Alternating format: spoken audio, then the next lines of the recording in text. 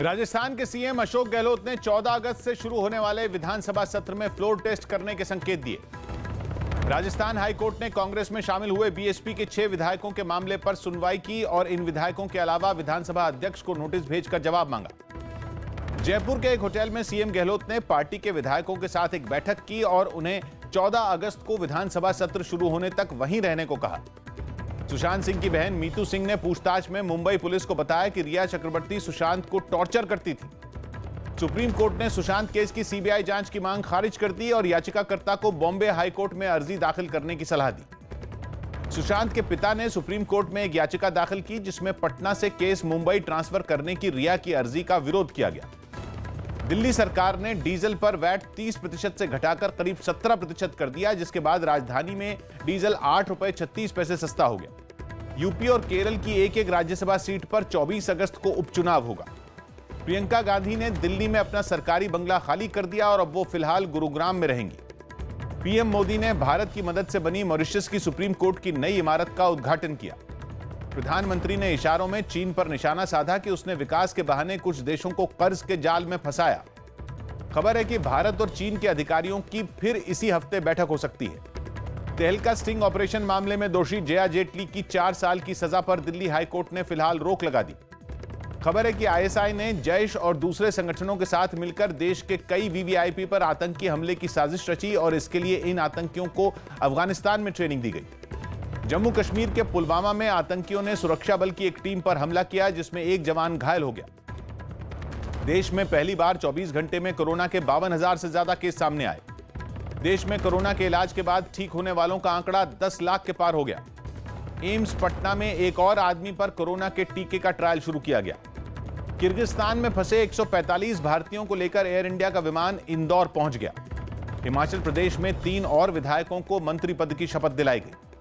कांग्रेस अध्यक्ष सोनिया गांधी ने पार्टी के सभी राज्यसभा सांसदों के साथ ऑनलाइन बैठक की जिसमें राजस्थान के सियासी संकट और देश के दूसरे मुद्दों पर चर्चा की गई। सोनिया गांधी के साथ बैठक में दिग्विजय सिंह समेत कुछ सांसदों ने राहुल गांधी को फिर पार्टी अध्यक्ष बनाने की मांग की। लॉकडाउन की वजह से अगस्त में 7 दिन कोलकाता एयरपोर्ट भी बंद रहेगा। तमिलनाडु सरकार ने कुछ छूट के साथ लॉकडाउन 31 अगस्त तक बढ़ा दिया। मणिपुर के चांडेल में हुए आईईडी धमाके में असम राइफल्स के 3 जवान शहीद हो गए जबकि 5 घायल हो गए। डेयरी प्रोडक्ट के बाद अब मदर डेयरी ने ब्रेड भी बेचने का फैसला लिया। गृह मंत्रालय ने मुख्य न्यायाधीश एसए बोबडे की सुरक्षा Z से बढ़ाकर Z+ कर दी। राम मंदिर भूमि पूजन से पहले सीएम योगी आदित्यनाथ अयोध्या जाएंगे और पीएम के आने की तैयारियों का जायजा लेंगे। रायबरेली में कांग्रेस विधायक राकेश सिंह ने राम मंदिर के लिए 11 किलो की चांदी की ईंट दान की। तमिलनाडु के रामेश्वरम से वीएचपी कार्यकर्ताओं ने समंदर की रेत की अयोध्या में भूमि पूजन के लिए भेजा। अयोध्या में राम जन्मभूमि के एक पुजारी और 16 पुलिस वालों को कोरोना हो गया जिसके बाद उन्हें क्वारंटीन कर दिया गया। यूजीसी ने सुप्रीम कोर्ट में एक हलफनामा दाखिल किया और बताया कि देश भर के कॉलेजों में फाइनल ईयर की परीक्षाएं रद्द नहीं की जा सकती। स्वास्थ्य मंत्री हर्षवर्धन ने अगले 2 महीने में कोरोना से हालात सुधरने की उम्मीद जताई। गुजरात कांग्रेस के कार्यकारी अध्यक्ष हार्दिक पटेल की राज्य से बाहर जाने की याचिका को निचली अदालत ने ठुकरा दिया। दिल्ली की जामा मस्जिद और दूसरी मस्जिदों में बकरीद पर नियमों के साथ नमाज पढ़ने की तैयारियां शुरू हो गईं, लेकिन बच्चों और बुजुर्गों को मस्जिद न आने को कहा गया। सुप्रीम कोर्ट की फटकार के बाद आईआईटी बॉम्बे दिल्ली में स्मोक टावर लगाने को तैयार हो गया जिसे पहले उसने लगाने से इनकार कर दिया था। आईएएस अधिकारी हार्दिक सतीश चंद्र शाह प्रधानमंत्री के निजी सचिव बनाए गए जो कि राजीव टोपनो की जगह लेंगे। महाराष्ट्र सरकार ने अनलॉक 3 में इंडोर जिम नहीं खोलने का फैसला किया और अभी सिर्फ आउटडोर जिम को ही शर्तों के साथ इजाजत दी गई। दिल्ली में सस्ता लोन देने के नाम पर ठगी के आरोप में 4 लोगों को गिरफ्तार कर लिया गया। मुंबई के पास अंबरनाथ में बढ़े बिजली बिल पर एमएनएस कार्यकर्ताओं ने प्रदर्शन किया। मुंबई पुलिस ने एक होटल में गैर कानूनी तरीके से रह रहे सूडान के 59 नागरिकों को पकड़ लिया जिनमें 10 कोरोना मरीज निकले। दिल्ली में रोहिणी जेल में एक सीआरपीएफ जवान की संदिग्ध हालात में मौत हो गई जिसके बाद परिवार ने हत्या की आशंका जताई। दिल्ली हाईकोर्ट ने ऑनलाइन परीक्षा की तैयारियों पर डीयू प्रशासन को फटकार लगाई और फिर तैयारी का पूरा प्लान मांगा। सीएम केजरीवाल ने कोरोना की वजह से जान गंवाने वाले डॉक्टर जावेद अली के परिवार से मुलाकात की और 1 करोड़ का उन्हें चेक सौंपा।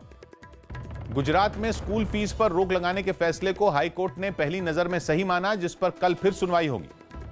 मध्य प्रदेश में 31 अगस्त तक राज्य के सभी स्कूल बंद रहेंगे। मध्य प्रदेश बीजेपी अध्यक्ष वीडी शर्मा को कोरोना हो गया।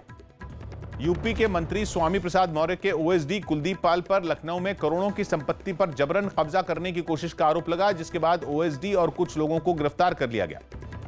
उज्जैन में एक खंडर पड़े मकान से खुदाई में 5 किलो चांदी और सोने के जेवर और सिक्के मिले। यूपी के कानपुर देहात के एसपी अनुराग वत्स को कोरोना हो गया, जिसके बाद उनके संपर्क में आए आईजी मोहित अग्रवाल को क्वारंटीन होना पड़ा।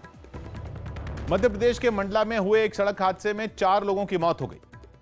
कानपुर में एसआईटी की टीम ने पुलिस हत्याकांड से जुड़े अधिकारियों और गवाहों से पूछताछ की, जिसकी रिपोर्ट कल सीएम योगी आदित्यनाथ को सौंपी जाएगी। लखनऊ में सीएम योगी आदित्यनाथ ने कानपुर में शहीद हुए पुलिस अधिकारी देवेंद्र मिश्र के घर वालों से मुलाकात की। हरियाणा के पानीपत में 3 बच्चों की हत्या से नाराज लोगों ने सड़क जाम कर प्रदर्शन किया और आरोपियों की गिरफ्तारी की मांग की। छत्तीसगढ़ कांग्रेस अध्यक्ष मोहन मरकाम के परिवार के कुछ लोग कोरोना पॉजिटिव निकले, जिसके बाद उनके घर को सैनिटाइज किया गया। सीएम अमरिंदर सिंह ने जरूरतमंद कोरोना मरीजों को मुफ्त में प्लाज्मा देने का ऐलान किया। महाराष्ट्र के अमरावती में एक कोरोना संदिग्ध मरीज से छेड़छाड़ का आरोप लगा, जिसके बाद शिवसेना और एमआईएम कार्यकर्ताओं ने अस्पताल में तोड़फोड़ की। पश्चिम बंगाल के बीरभूम में कोरोना की वजह से तारापीठ मंदिर को 1 अगस्त से बंद कर दिया जाएगा। बंगाल कांग्रेस अध्यक्ष सोमेन मित्रा का 78 साल की उम्र में कोलकाता में निधन हो गया। पश्चिम बंगाल के मेदिनीपुर में एक बीजेपी कार्यकर्ता का शव संदिग्ध हालात में मिला, जिस पर बीजेपी ने टीएमसी कार्यकर्ताओं पर उसकी हत्या का आरोप लगाया। असम के दिफू में लगातार हो रही बारिश के बाद बाढ़ आ गई, जिसमें कोरोना टेस्ट के लिए बनाई गई एक लैब भी डूब गई। मुंबई की दहिसर नदी में बह रही एक महिला को बचा लिया गया।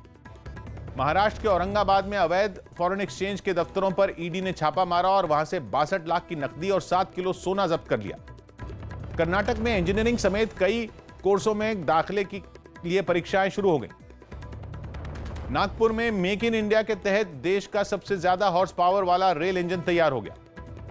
असम के चंपाई जिले में 50 लाख की अवैध एयर राइफल बरामद की गई। खादी और ग्रामोद्योग आयोग से भारतीय रेड क्रॉस सोसाइटी 1,80,000 मास्क खरीदेगा।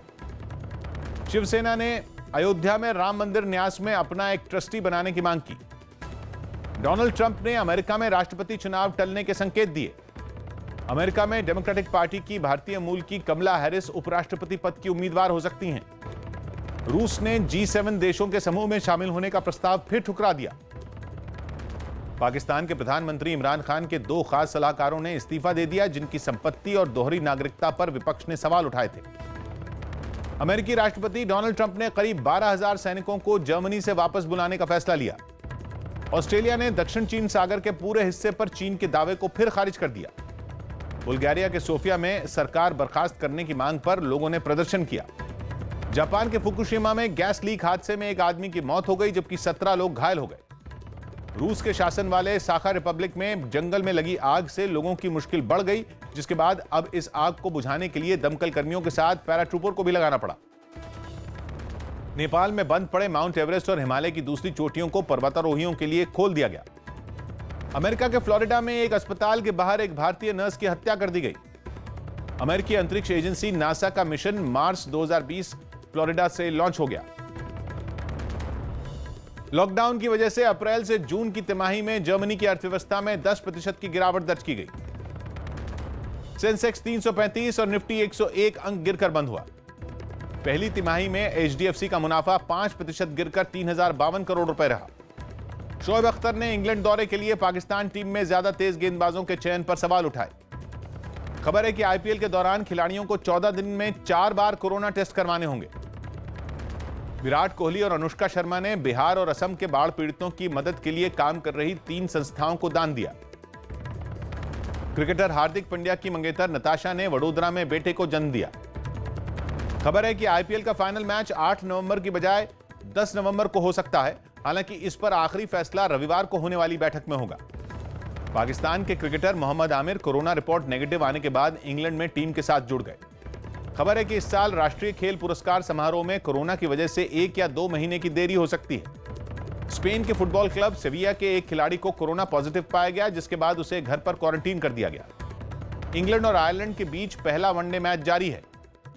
अमिताभ बच्चन ने कोरोना के खतरे के बीच अपनी जान की परवाह न करने पर मेडिकल स्टाफ की तारीफ की। बाहुबली फिल्म के निर्देशक एस राजामौली और उनके परिवार कोरोना की चपेट में आ गया। सोनू सूद ने अपने जन्मदिन के मौके पर 3 लाख मजदूरों को नौकरियां दिलवाने का ऐलान किया।